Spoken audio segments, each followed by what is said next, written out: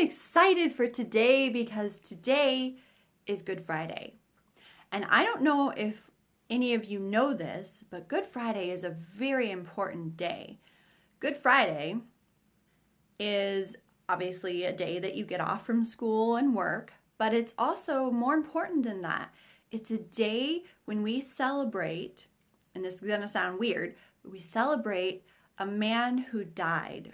And we celebrate him because he died to save us. Now, I'm going to read you a story, just like I always do, but it has to do with Good Friday and Easter, which is coming up. So, I'm so excited because I said that Christmas was one of the most important holidays that we celebrate, and it's one of my favorites, but Easter is far more important than that. All right. A dark night in the garden. Now, I'm reading from a little storybook Bible, so we'll be reading different sections. The wind was picking up now, blowing clouds across the moon, shrouding the garden in darkness. "Stay up with me?" Jesus asked his friends. They said yes and waited under the olive trees, but they were tired and they soon fell asleep. Jesus walked alone ahead into the dark. He needed to talk to his heavenly Father. He knew it was time for him to die. They had planned it long ago, he and his Father. Jesus was going to take the punishment for all the wrong things anybody had ever done or ever would do. "Papa, Father," Jesus cried, and he fell to the ground. "Is there any other way to get your children back, to heal their hearts, to get rid of the poison?" But Jesus knew there was no other way. All the poison of sin was going to have to go into his own heart. God was going to pour into Jesus' heart all the sadness and brokenness in people's hearts.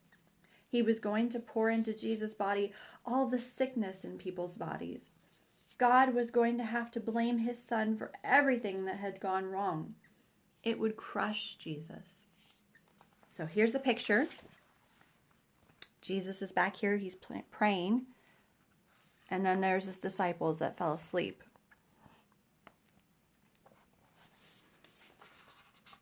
They didn't mean to fall asleep.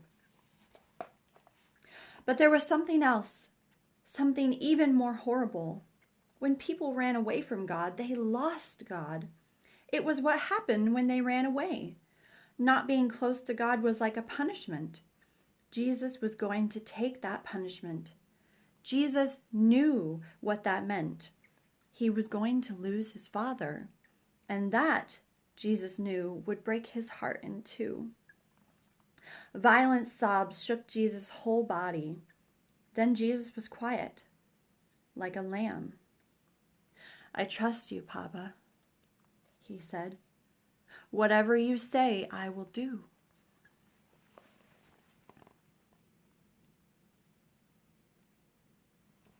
So Jesus knows that something bad is coming, and he knows that he has to die. But he also is trusting his Father because he knows the plans are great and they're amazing to save us. Let's find out what happens. Suddenly, through the trees, a glitter of starlight flashed off steel. Into the quiet garden came whispers, muffled voices, clanking metal, and the sound of boots marching. Jesus stood up. He woke his friends. "Now is the time," he said gently.